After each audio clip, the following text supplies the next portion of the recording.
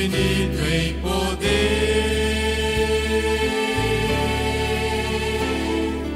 Terra e céu, cantai ao grande Rei, Deus Criador, Deus Redentor, Deus Rei dos Reis. Adorai, glorificai o nome de Cristo. Exaltai, magnificai Jesus o Senhor.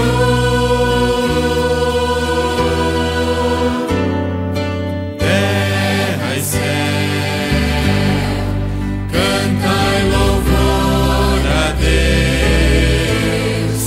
Ele morreu, Ele venceu, é Rei dos Reis.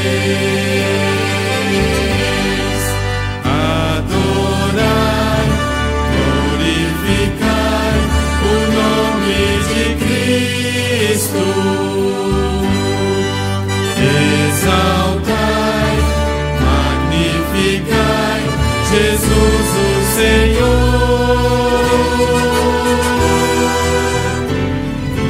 Terra e céu, cantai louvor a Deus. Ele morreu, Ele venceu, é Rei dos Reis.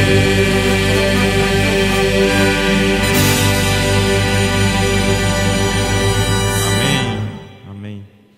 Que bom louvarmos a Deus, não é mesmo? Neste momento, então, convido a todos a cantar em pé o hino número 74, Sempre Vencendo. Ao som, fiquemos de pé.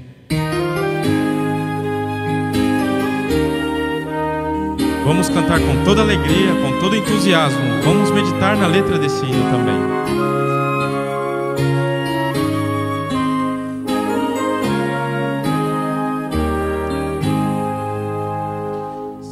Sempre vencendo, muito vitorioso, Cristo Jesus o Senhor. Chefe bendito, chefe glorioso, em tudo é vencedor. Em luz supremo guiando, com seu poder e valor. Todos avantes, ó crentes, todos seguindo ao Senhor. Não é dos fortes a vitória, nem dos que correm melhor, mas dos fiéis e sinceros, como nos diz o Senhor. Sempre vencendo, muito vitorioso, Cristo Jesus o Senhor. Suas hostes inumeráveis, seu refulgente esplendor. Cristo que é nosso monarca, é Salvador, Deus e Pai. Sempre nos ama, nos guarda, sempre conosco Ele vai. Não é dos fortes a vitória, nem dos que correm melhor, mas dos fiéis e sinceros, como nos diz o Senhor. Sempre vencendo, muito vitorioso, Cristo Jesus o Senhor. Reis e monarcas, príncipes fortes, buscam também seu favor. Humildemente te peço que me permitas lutar. Só ao teu lado seguro é minha vida findar. Não é dos fortes a vitória, tem dos que correm melhor, mas os fiéis e sinceros, como nos diz o Senhor. Amém. Neste momento convido o Edélcio para uma palavra de oração. Boa noite a todos, queridos irmãos. De joelhos, vamos orar?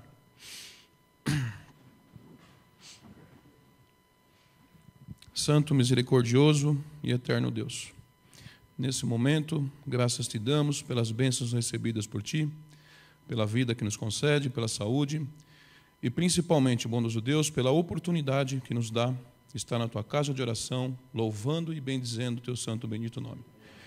Queira ser com esse culto, abençoa o pregador, que ele fale inspirado por ti e que nós possamos, bondoso Deus, sair daqui alimentados e cheios do poder do Espírito Santo. Abençoa teu povo e abençoa toda a tua igreja. Abençoa a liderança da Vila Matilde, é o que nós pedimos, em nome de Jesus. Amém.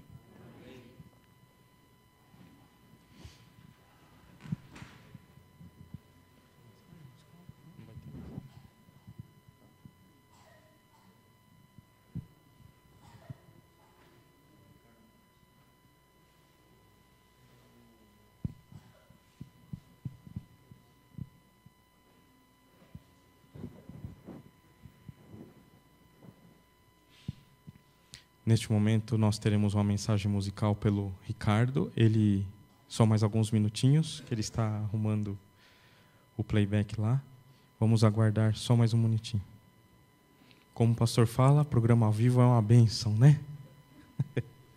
Só mais um minutinho só.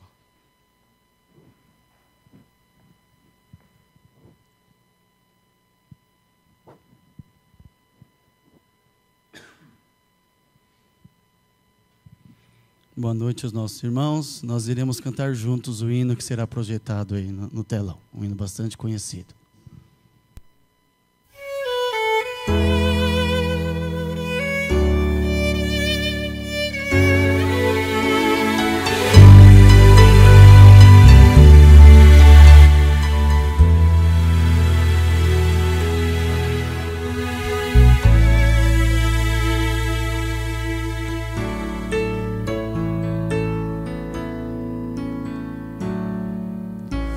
No mundo ainda existem belezas que alegram a vida e nos fazem sonhar.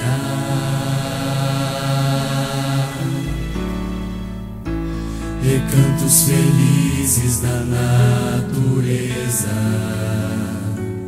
onde qualquer ser humano gostaria de estar.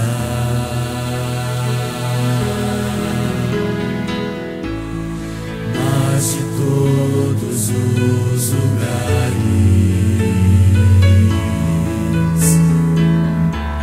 o mais bonito e inspirador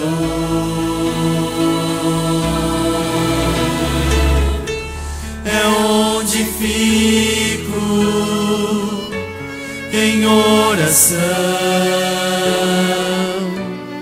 junto aos pés do Salvador. O melhor lugar do mundo é aos pés do Salvador. É ali onde a esperança traz alívio ao sofredor. É ali onde eu me encontro com a fonte do amor, o melhor lugar do mundo é aos pés do Salvador.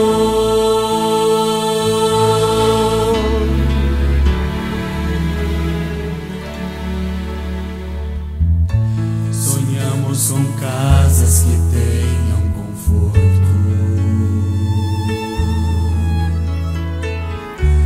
talvez uma encosta com vista pro mar,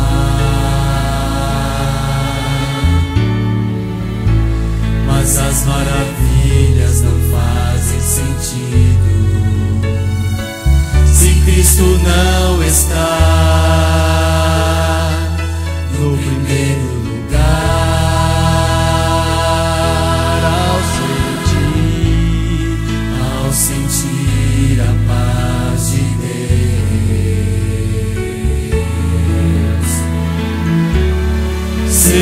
poder e amor profundo.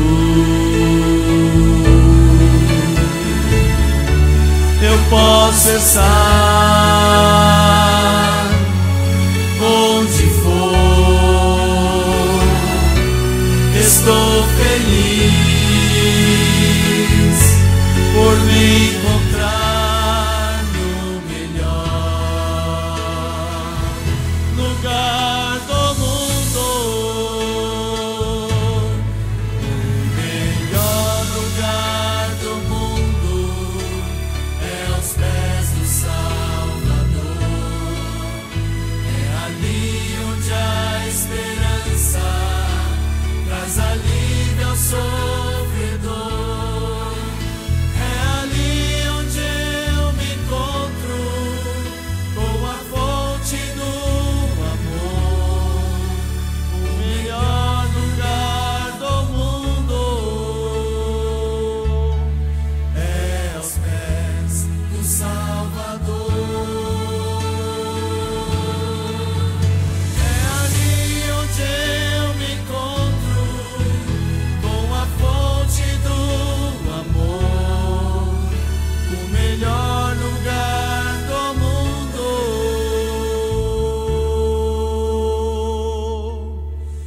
é aos pés do Salvador.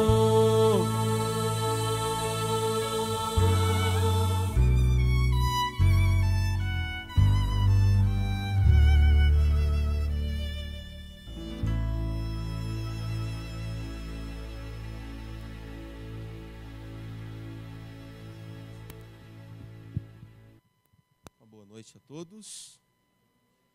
Uma alegria podermos adorar a Deus juntos nessa noite. Talvez alguém esteja se perguntando onde está o pastor Jonas, não é? O pastor Jonas não seguiu o exemplo daquele Jonas do Antigo Testamento não, viu, irmãos? Ele foi fazer um casamento ali na região de Atibaia e teve uma dificuldade, já previu que não chegaria aqui em tempo e pediu para que eu estivesse aqui com vocês nessa noite. Então eu agradeço a Deus o privilégio, podermos cultuar a Deus no início dessa nova semana e dizer que aqui estamos para estudar a palavra de Deus, amém? É muito bom estarmos juntos, como acabamos de cantar, não poderíamos estar num lugar melhor do que esse, na companhia de Deus, na companhia dos irmãos. Eu cumprimento a todos os queridos que estão aqui, os nossos irmãos, nossos amigos que estão nos visitando também, que todos se sintam muito bem na presença do nosso Deus, amém? Eu pensei em apresentar para vocês hoje, irmãos, um contraste bíblico que nos apresenta o segredo da vitória. E antes mesmo de abrir a Bíblia, eu gostaria de perguntar a vocês, apenas para a nossa reflexão, qual é o segredo de uma vida cristã vitoriosa? E junto a essa pergunta, eu gostaria de fazer uma outra também. Por que nem todas as pessoas conseguem vencer os seus gigantes espirituais, os seus medos, os seus traumas, não é? Então, algumas perguntas para você refletir. E eu indo aqui na Bíblia, especialmente no Antigo Testamento, eu escolhi aqui 2 personagens bíblicos, que na verdade, os dois tiveram um começo brilhante, um começo extraordinário. E quando você olha para a vida dessas 2 pessoas, você percebe que poderia ter terminado muito bem, principalmente a vida da primeira pessoa. Eu estou me referindo, irmãos, aos 2 primeiros reis de Israel. Você lembra o nome deles? Aí, olha, está até na boca das crianças, não é? São personagens muito conhecidos. Então, nós vamos fazer esse estudo nessa noite, aqui na igreja. E eu convido você que nos acompanha aí pela internet, a acompanhar junto conosco. Quero saudar você que está nos acompanhando, com o desejo de que nessa noite você sinta o toque de Jesus, aí onde você estiver também. Tá bom? Então, queridos, vamos lá para o primeiro livro de Samuel, capítulo 10. É o primeiro texto que vamos ler aqui. Vamos começar pelo rei Saul, o primeiro rei de Israel. Diz assim a Bíblia que o rei Saul tinha uma aparência imponente. Quando o povo de Deus se reunia, o rei Saul se sobressaía diante dos outros homens. A Bíblia diz que ele se sobressaía do ombro para cima. Ou seja, o maior dos homens chegava até o ombro do rei Saul. A Bíblia diz também que quando o povo de Israel pediu um rei, o profeta Samuel já estava velhinho, e o povo de Israel pediu um rei. Samuel, guiado por Deus, foi procurar o que havia de melhor entre o povo. É importante notarmos aqui, queridos, que quem escolheu Saul para ser o rei, quem escolheu não foi outra pessoa, foi o próprio Deus quem o escolheu. Será que Deus escolhe pessoas erradas? Obviamente que não. É que mesmo na escolha que Deus faz, Ele respeita o nosso livre-arbítrio, a nossa liberdade de escolha, e mesmo sendo nós escolhidos por Deus, Ele respeita aquilo que queremos para a nossa vida. Então essa é uma máxima na Bíblia. Foi assim com Adão e Eva, foi assim com todos os personagens bíblicos, e é assim conosco também hoje. Assim como Saul foi escolhido por Deus para ser o grande rei, nós também fomos escolhidos por Deus. Existem inúmeros textos no Antigo e no Novo Testamento que diz que Deus nos escolheu para a vida eterna. Nós também fomos eleitos em Cristo desde a fundação do mundo. Quando você vai, por exemplo, no Salmo 139 e o verso 16, lá diz que Deus já projetou todos os dias da nossa vida, mesmo antes de sairmos do ventre de nossa mãe. Ele já tinha projetado a nossa salvação. Agora, se vamos viver ou não dentro dos projetos de Deus, aí tem a ver com a nossa escolha. Então, esse caso de Saul, queridos, é um caso típico de que nos mostra o seguinte: mesmo Deus escolhendo uma pessoa para um propósito grandioso, para uma vida elevada, mesmo assim, essa pessoa pode vir a fracassar se ela não cooperar com Deus no propósito de sua salvação. Então, o primeiro texto, 1 Samuel, capítulo 10, versículo 6, vamos ver o 6, o 7 e o 9. Antes da leitura, queridos, eu quero dizer para vocês que Saul representa uma parte da humanidade. Ele representa as pessoas que sabem começar bem. Ele representa as pessoas que têm um bom e um bonito começo, mas não conseguem dar continuidade. Como diz aí, lá no interior, onde eu fui criado, ele teve uma boa iniciativa, mas não uma boa acabativa. Essa palavra acabativa não existe, é apenas uma combinação aqui fonética, mas o versículo 6 diz o seguinte: o Espírito do Senhor se apossará de ti. Quem falou isso para Saul foi o profeta Samuel. Saul estava sendo separado para ser rei. E quando você lê os primeiros versos do capítulo 10, você vê que, numa postura humilde, Saul, ele não se sente à altura de tão grande privilégio que é reinar sobre o povo de Deus. Então, de maneira humilde, ele se curva diante do profeta, o profeta ali está representando a pessoa de Deus, obviamente, e ele se curva e diz: olha, escolha outro. E aí o profeta agora vai motivar o rei, o futuro rei, e diz assim para ele: o Espírito do Senhor se apossará de ti, e profetizarás com eles, e tu serás mudado em outro homem. Quando esses sinais te sucederem, faze o que a ocasião te pedir, porque Deus é contigo. Quem estava com o rei Saul logo no início? Deus estava com ele. E um pouco mais além, queridos, o Espírito Santo, olha a promessa, o Espírito Santo iria se apoderar de Saul. Isso é uma promessa extraordinária. E o verso 9 já é o cumprimento da promessa que o profeta estava fazendo. Diz assim: sucedeu, pois que, virando-se ele para despedir-se de Samuel, Deus lhe mudou o coração. Essa frase aqui é extraordinária, gente. Deus lhe mudou o coração. E todos esses sinais se deram quando? Naquele mesmo dia. Foi um bom começo? Sim ou sim, gente? Obviamente que sim. Começou muito bem. Começou sendo possuído pelo Espírito Santo. Começou sendo guiado por Deus. Começou sendo dirigido por Deus. Os milagres foram acontecendo. E quando você vai desde o capítulo 10 até o capítulo 15 desse mesmo livro, você pode até ir olhando os subtítulos aí que aparecem na sua Bíblia, você vê a narrativa de diversas vitórias que Saul teve.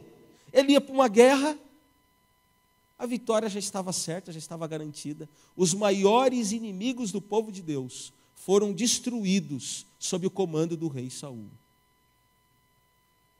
Sabe, gente, isso também tem acontecido com muitos de nós. Quando começamos bem ao lado de Deus, talvez você até se recorde do início da sua caminhada cristã. Você lembra quando você aceitou o Evangelho? Lembra quando você tomou aquela linda decisão de ser batizado? Lembra desse tempo? Lembra que você tinha uma fé, praticamente uma fé invencível? Muitos aqui, por exemplo, tiveram fé para até abrir mão do emprego para poder ser fiel a Deus na guarda do sábado. Quantos aqui deram essa prova de fé? Quantos aqui tiveram que reestruturar o seu orçamento financeiro para ser fiel nos dízimos e ofertas? Vocês lembram desse começo de vocês? Alguns de nós aqui deixávamos até de atender necessidades básicas para sermos fiéis a Deus no que se diz ao respeito dos dízimos. Lembram? Parece que no começo da nossa vida cristã, como a Bíblia já fala lá em Apocalipse, naquele primeiro amor, parece que nós fazíamos coisas que hoje nós temos mais dificuldades de fazer. Parece que naquele momento em que nós abraçamos a fé, que nós aceitamos a Jesus como nosso Salvador, parece que naquele tempo nós não ficávamos medindo esforços para atender às necessidades da igreja, às necessidades da obra de Deus.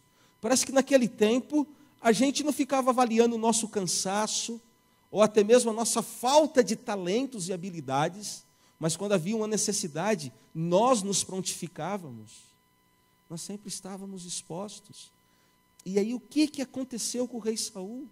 O que acontece com a maioria dos cristãos nessa caminhada? Será que a demora do cumprimento da volta de Jesus, será que a demora do cumprimento dessa promessa tem levado alguns a naufragar na fé, a enfraquecer no seu relacionamento com Deus? Pois foi justamente isso que aconteceu com o rei Saul, meus queridos amigos. O capítulo 15 do primeiro livro de Samuel, é o livro que estamos vendo aqui hoje. Boa parte da nossa meditação está no primeiro livro de Samuel.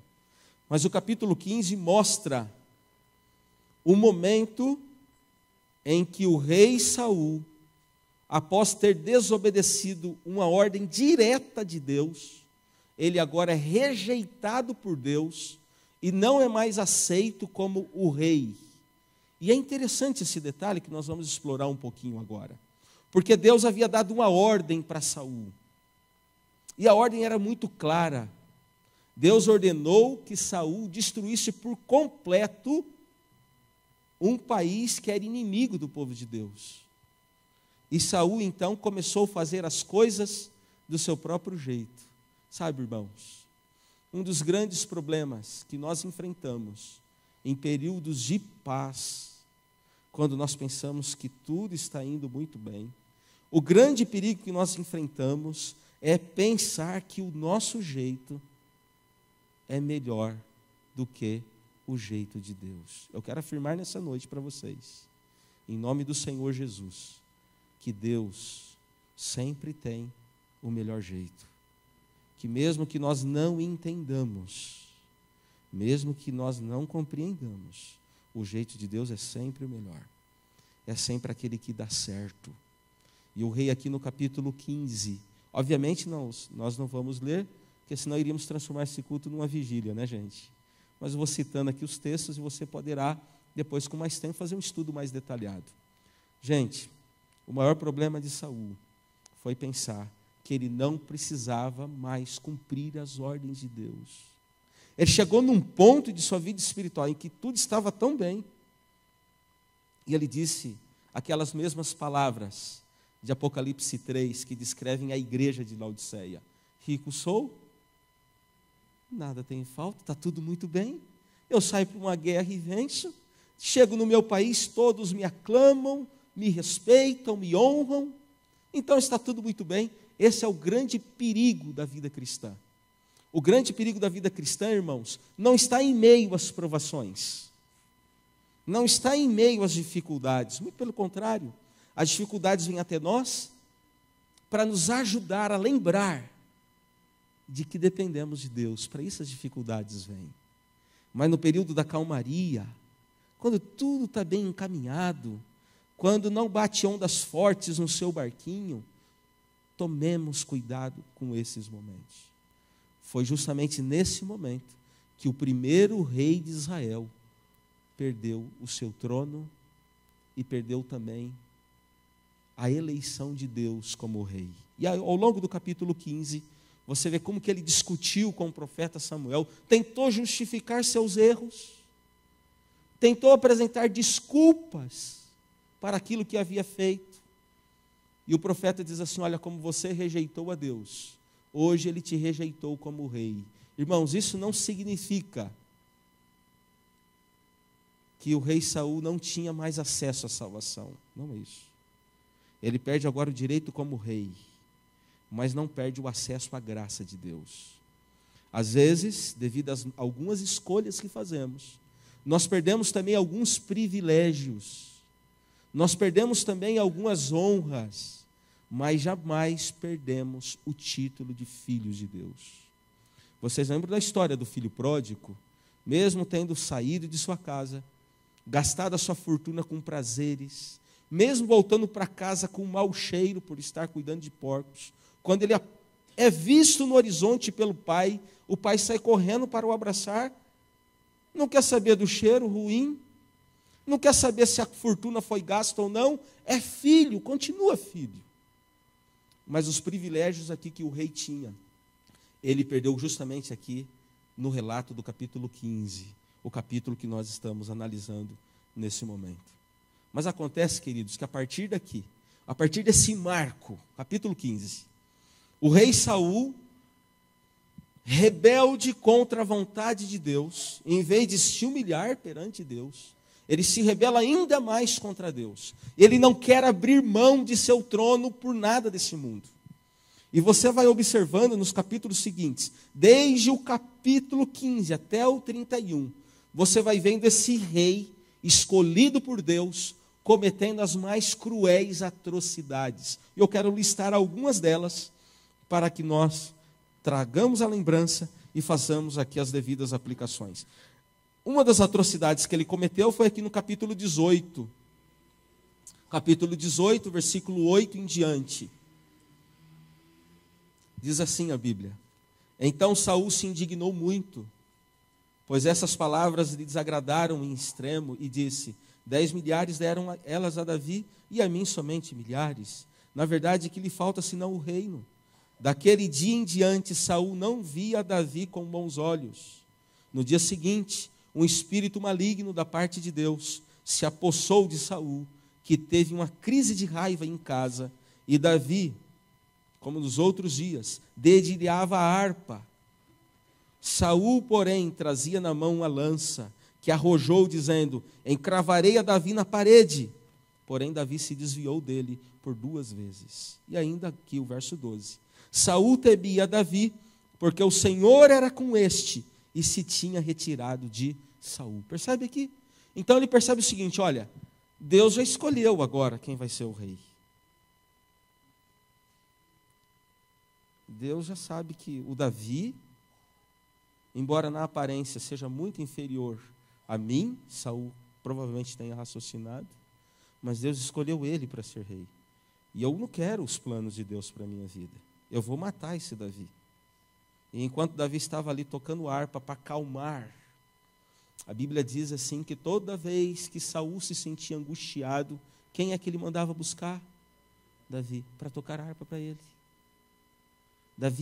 O Saul via em Davi uma representação da misericórdia de Deus. E agora, movido de ira, o texto que acabamos de ler, cheio de raiva, a Bíblia diz, ele tenta encravar Davi na parede com a sua lança. Percebe, irmãos? Desejos assassinos agora, aquele que o Espírito Santo havia se apossado, Aquele que tinha a presença de Deus com ele, agora tem a presença de um outro espírito. Qual é o espírito que vocês encontraram aqui no versículo 10? Qual é o espírito? Um espírito maligno. Eu só gostaria de abrir um parênteses aqui agora. Aí no versículo 10 tem um detalhezinho que pode até causar uma certa dificuldade na nossa compreensão. Versículo 10 diz que esse espírito maligno perturbava Saul. E esse espírito maligno vinha da parte de quem? Será que Deus manda algum espírito para perturbar a gente? Será que tem alguma coisa errada aqui nessa tradução? O que está acontecendo aqui, gente? Que Deus que é esse? O homem já está na situação complicada, ainda manda um espírito para ficar oprimindo o homem? Acontece que no pensamento judaico, no pensamento hebraico, tudo o que acontecia no mundo estava sobre a permissão de Deus. Esse é o motivo. Quando a Bíblia diz, por exemplo, que Deus endureceu o coração de Faraó, lembram? Quando Moisés estava insistindo para que Faraó deixasse o povo sair da escravidão do Egito. E a Bíblia diz assim, Deus endureceu o coração de Faraó. Não é que Deus endureceu. Deus permitiu que Faraó ficasse com seu coração endurecido. E a mesma coisa aqui. Deus permitiu, irmãos, porque nesse mundo não há terreno neutro. Ou você é 100% dominado pelo Espírito de Deus, ou então um outro Espírito assumirá o comando da nossa vida. Não tem meio termo, queridos. Jesus falou certa vez que não é possível você agradar dois senhores. Outra vez ele disse assim, aquele que comigo não ajunta, espalha.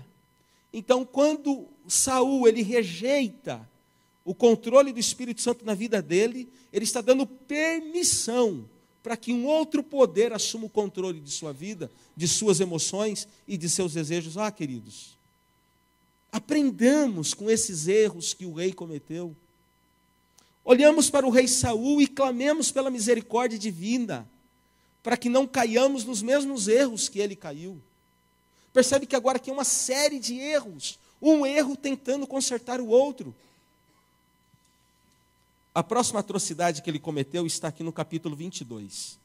Eu selecionei apenas algumas delas. Capítulo 22, verso 17 a 19. Essa atrocidade aqui, irmãos, quando você lê ela, começa aqui, é claro, no versículo 6, e aí o autor aqui vai dando os detalhes, não é? Mas quando chega aqui no verso 17, irmãos, eu só acredito que Saul fez isso porque está escrito na Bíblia. Se não estivesse escrito na Bíblia, irmãos, eu teria grande dificuldade de acreditar que um rei, ungido por Deus, foi até uma cidade e mandou matar todos os sacerdotes. Vocês estão ouvindo? Todos os sacerdotes. E mais, matou também as famílias dos sacerdotes. Tudo isso, sabe por quê? Porque Davi estava passando por aquela cidadezinha, e aquele sacerdote, o chefe daqueles sacerdotes, o nome da cidade é Nob, está aí acima do verso 6, o subtítulo que aparece. Davi estava passando por ali e pediu pão. Provavelmente Davi estava sem comer há vários dias e pediu pão. E o sacerdote deu pão e água para Davi e para aqueles que estavam acompanhando Davi. Acontece que já tinha alguns fofoqueiros naquele tempo, irmãos. E alguém fofocou para Saul que lá em Nob estavam dando comida para Davi. E o Saul foi com toda a ira. Mandou matar um por um dos sacerdotes, inclusive os seus familiares. Vamos avançando um pouco aqui, queridos. Capítulo 28. Nós não vamos ler também todo o capítulo por causa do tempo. Você percebe que quando a coisa está ruim, ela pode piorar. Principalmente quando nós usamos meios contrários aos planos de Deus. Nunca tente colocar remendo num tecido condenado. Jesus falou sobre isso também. Agora aqui no capítulo 28, Saul, ele comete um crime do qual o Antigo Testamento todo já havia prevenido o povo de Deus. O crime de consultar o espiritismo. Aqui no capítulo 8, 28, mostra o rei de Israel consultando uma feiticeira, uma médium. Ora, há alguns anos atrás, o próprio rei Saul, sobre ordem divina, eliminou todos os praticantes de feitiçaria do país. Todos aqueles que eram envolvidos com espiritismo, com culto ou consulta a mortos. Deus falou assim: olha, extermine tudo. Meu povo não deve consultar os mortos, é maldição. Deus havia dito. E Saul, naquele primeiro momento de consagração, ele havia eliminado, ou pelo menos, ele se dedicou para eliminar toda a prática de feitiçaria. Mas agora, quem é que procura feitiçaria, irmãos? Ele próprio. Aqui existe uma outra advertência para nós.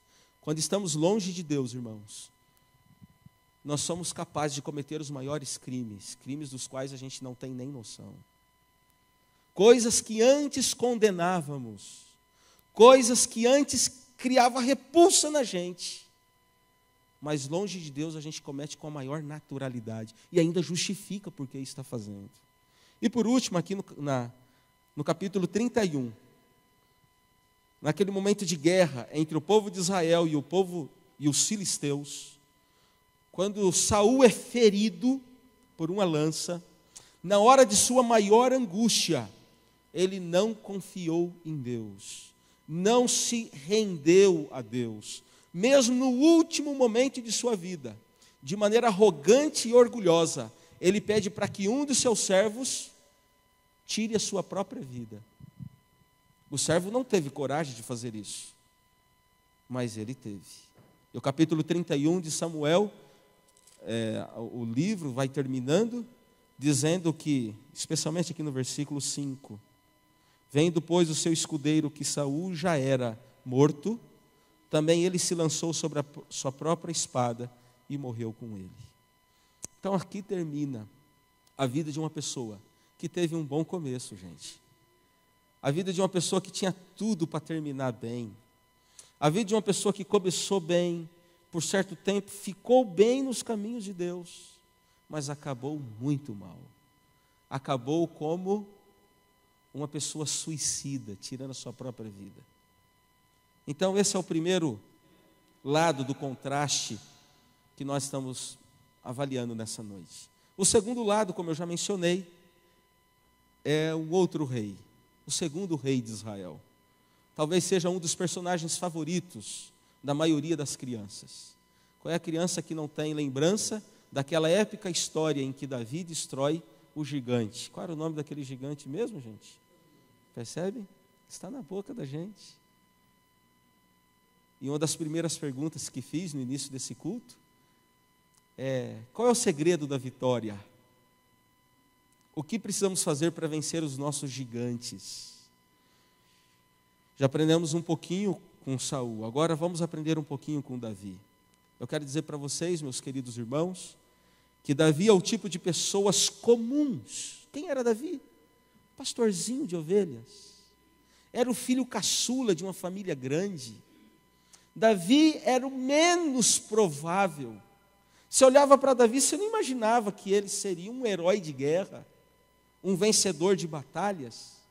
O próprio Golias, quando viu Davi, falou: rapaz, você é um menininho bonitinho, mas não se meta comigo que eu vou acabar com você. Vou despedaçar você. Então Davi não tinha a mínima chance de vencer os seus gigantes. Mas você sabe de uma coisa? Davi é um símbolo das pessoas comuns, que se tornam extraordinárias por se apegar ao poder sobrenatural de Deus. Você quer ser uma pessoa extraordinária?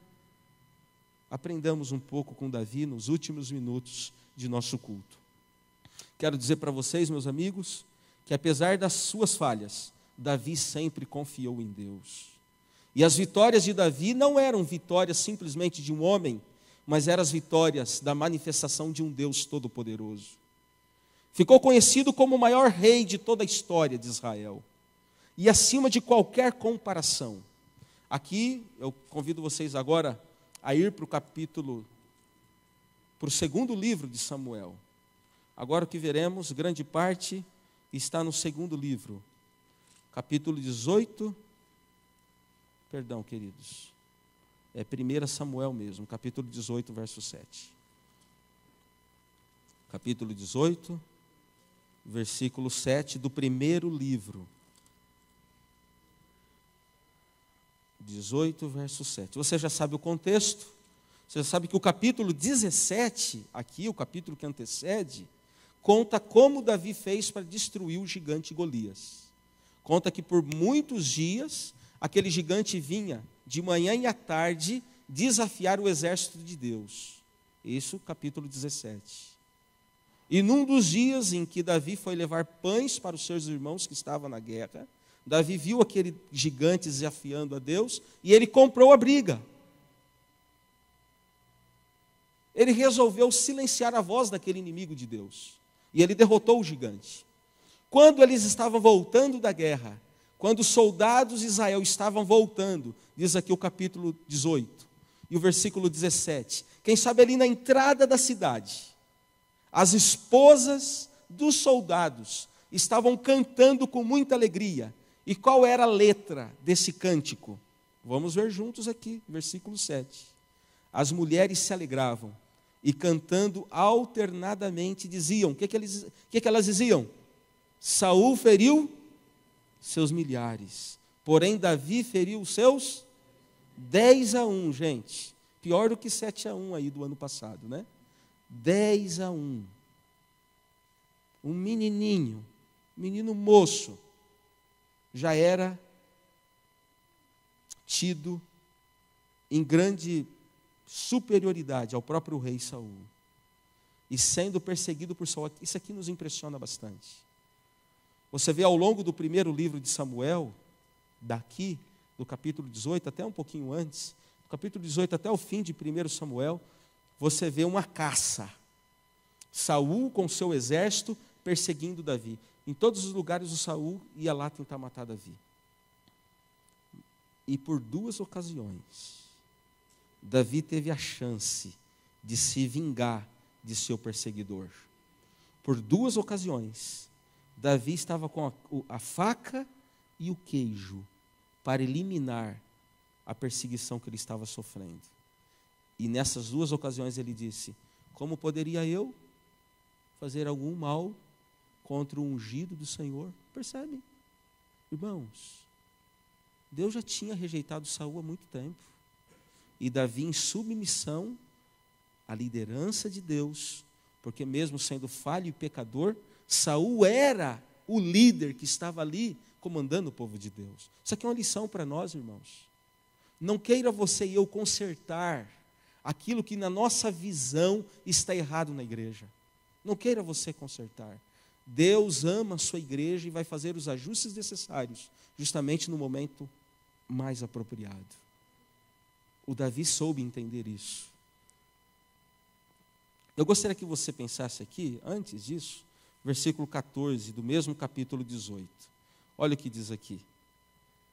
Davi lograva bom êxito de vez em quando. É isso que diz a Bíblia? De vez em quando ele ia bem, às vezes se arrebentava, é isso que diz? Todos os seus empreendimentos. Qual que era o diferencial? O que levava Davi a ser um homem bem-sucedido em tudo? O Senhor estava com ele. Não eram as suas habilidades, não era também a sua estatura, não era também a sua força física, não era a sua inteligência, a sua capacidade intelectual, não, nada disso. Era a presença de Deus que fazia dele um grande vencedor. Pergunta a você, você consegue fazer uma lista aí, rapidinho, de algumas vitórias que Davi teve? Consegue fazer? Pense um pouquinho nas vitórias que ele teve. Foram muitas, inúmeras. E é interessante que até os inimigos de Davi o respeitavam. Até os inimigos sabiam que Davi tinha algo especial. O autor bíblico, irmãos, ele faz uma tremenda comparação do exército de Davi. Vamos um pouquinho adiante aqui, mais para frente na Bíblia.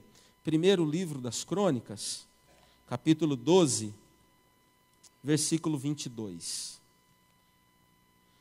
Eu gostaria que você, depois, com o tempo, analisasse um pouquinho a vida de Davi. Você viu que, assim como nós, Davi enfrentou lutas de todos os tipos. Davi, em algumas ocasiões, principalmente quando você vai nos salmos que ele compôs, em algumas ocasiões Davi se sentiu abandonado por Deus. Em algumas ocasiões ele se sentiu sem força, sem esperança. Algumas ocasiões ele se sentiu como se estivesse num poço de areia movediça. Você já se sentiu assim? Você já se sentiu em situações em que parece que nada dá certo? Davi se sentiu assim em muitas ocasiões como essas. Mas uma coisa ele não perdeu de vista. Ele jamais esqueceu que o Senhor é o meu pastor e nada me faltará.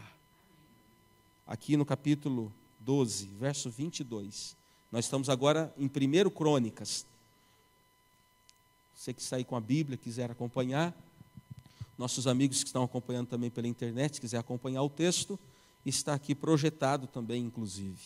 Diz assim a palavra de Deus: porque naquele tempo, dia após dia, vinham após Davi para o ajudar, até que se fez um grande exército.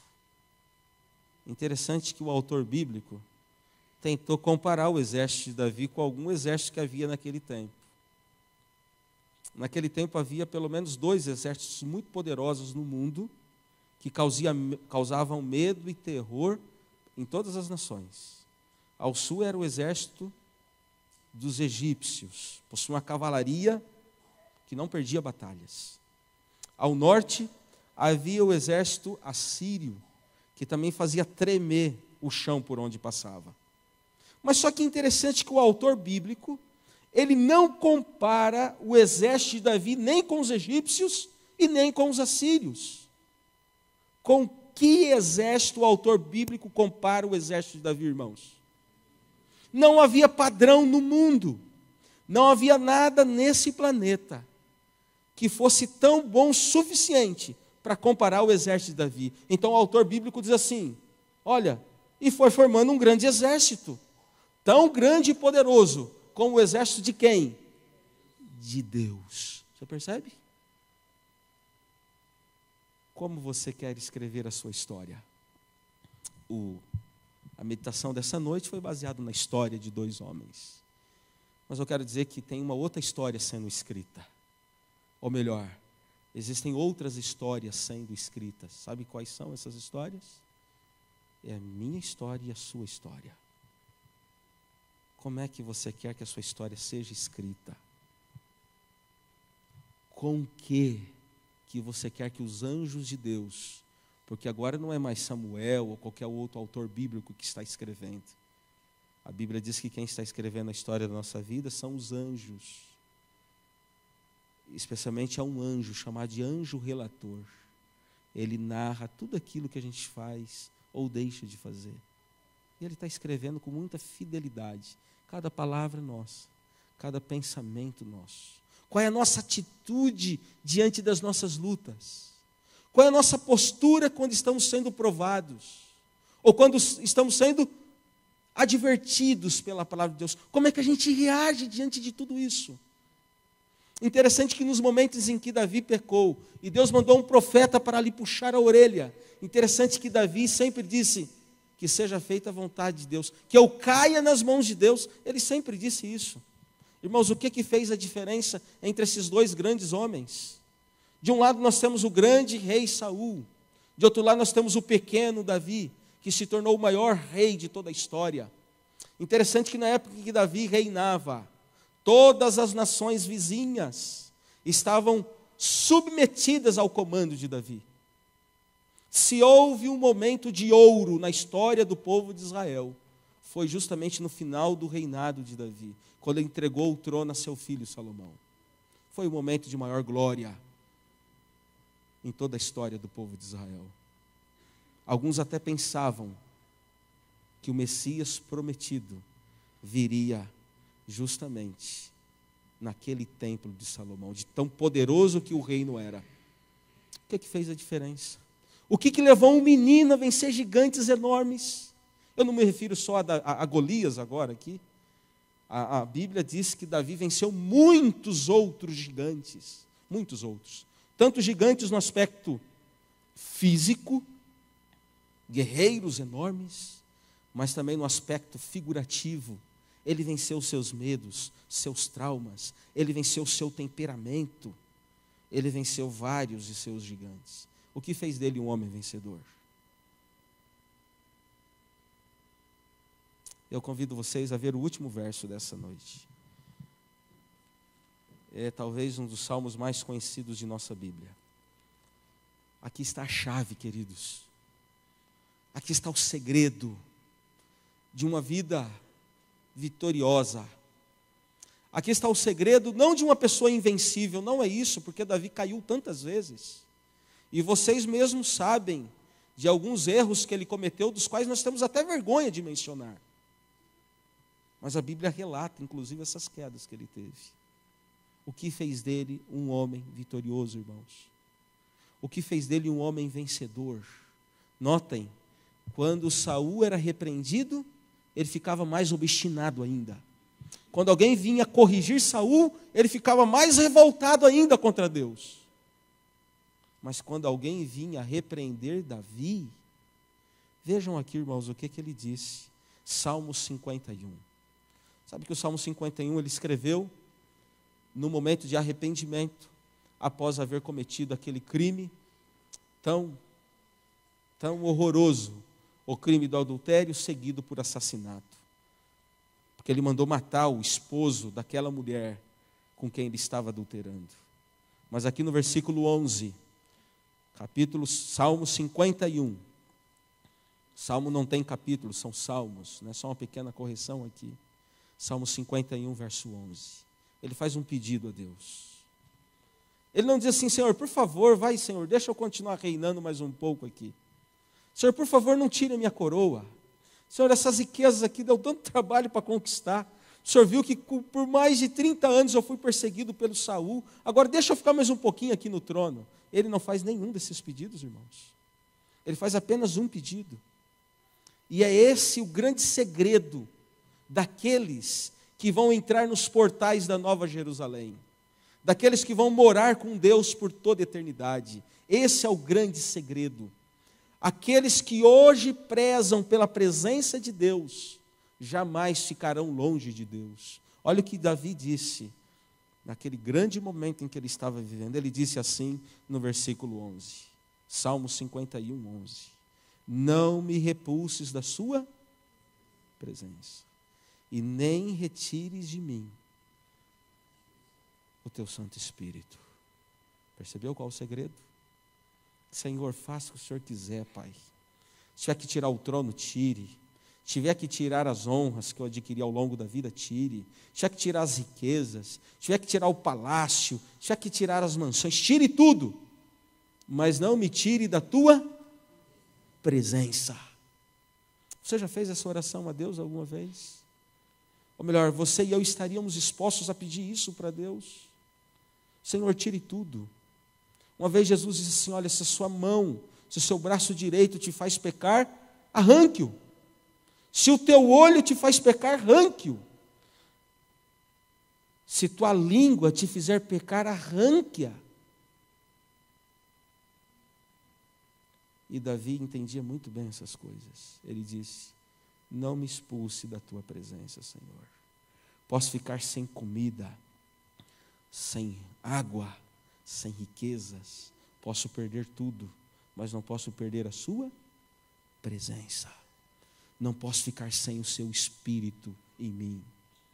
Estaríamos nós dispostos a fazer esse mesmo pedido a Deus? Estaríamos nós dispostos a vencer da maneira certa? Não esqueçam, queridos amigos e irmãos, você e Deus é a dupla mais imbatível que toda a história da humanidade já viu. Mas você sem Deus, como Jesus disse em João 15, verso 5, sem mim nada podeis fazer. Vivamos essa verdade a partir de hoje, ao voltarmos para o nosso lar, mesmo aí no banco onde você está sentado, ou você que está aí na internet nos acompanhando. Tome hoje essa postura, assuma hoje essa atitude de não de não ficar longe de Deus nem por um minuto da sua vida. A mensageira do Senhor, Ellen White, na qual nós aceitamos como a voz profética, ela diz assim que apenas 1 segundo longe de Deus é o suficiente para que Satanás arruine com a alma. Apenas 1 segundo. Não me expulse da tua presença e nem retire de mim o teu Santo Espírito. A Bíblia diz que em breve, irmãos, quando começarem a cair as 7 pragas, um pouco antes, quando a porta da graça for fechada, o Espírito Santo será retirado dos ímpios. O Espírito Santo será retirado desse mundo. O Espírito Santo vai permanecer com os justos, com aqueles que prezaram pela presença de Deus. E na hora da maior angústia, nós só teremos essa força em quem nos apoiar. A Bíblia já vem dizendo que o meu justo viverá pela fé. O meu justo viverá pela minha presença. O meu justo viverá pelo meu poder e pela minha graça. Que Deus nos ajude para que compreendamos claramente que através desse contraste que acabamos de fazer aqui entre Saul e Davi, que entendamos que com Deus somos mais que vencedores. Deus abençoe a sua vida e a minha. Podemos ficar de pé, cantar o hino 400, é isso? Aproveitar e anunciar aqui já. Esse hino diz: quero ter Jesus comigo. Esse hino nada mais é do que uma oração. E eu acredito que essa é a oração mais apropriada para esse momento. Você dizer que quer ter Jesus com você. Vamos ficar de pé e cantar com bastante alegria, em louvor ao nome do nosso Deus.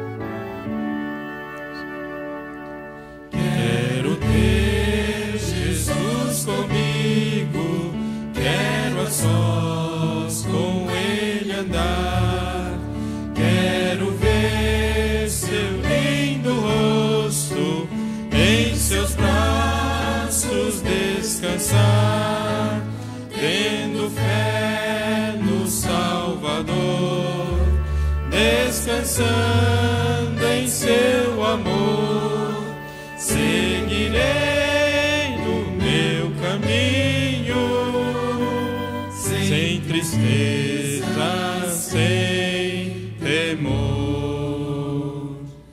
Quero ter Jesus comigo, frágil sou em minha fé, sua voz me dá conforto quando me vacila o pé.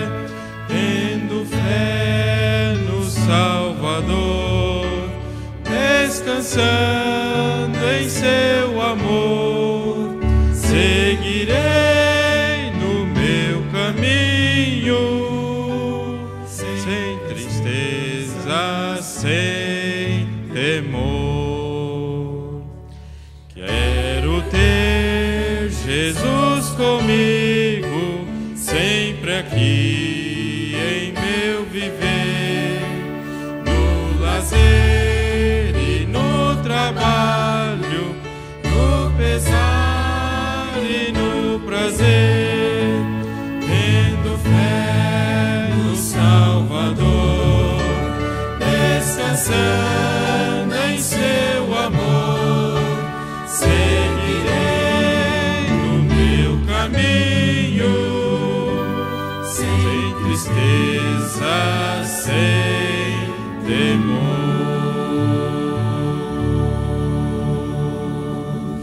Amém. Agradecemos mais uma vez a presença de todos os amigos e irmãos. Inclusive, agradecemos a você que nos acompanhou até aqui pela internet. Que Deus te abençoe onde você estiver.